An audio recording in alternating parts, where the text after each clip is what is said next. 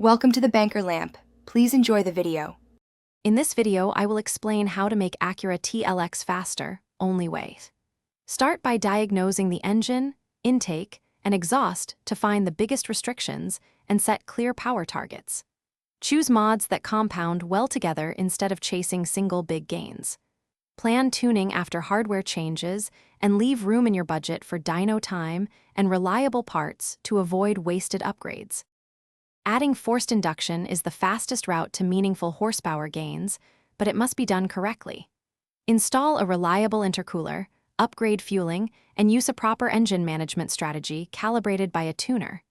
Strengthen cooling, hoses, and consider a lightly built bottom end if you plan high boost.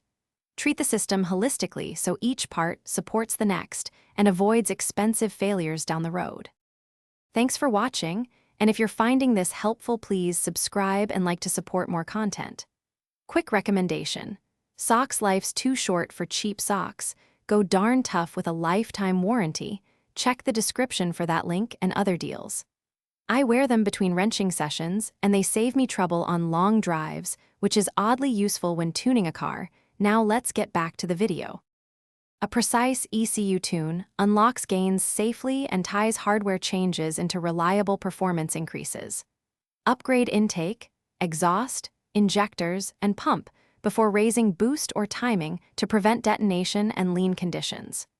Reinforce drivetrain components like clutch and differential as power climbs, and monitor temps closely with gauges. Follow staged upgrades and dyno validation so you know each mod's real-world contribution and avoid overpaying for ineffective parts.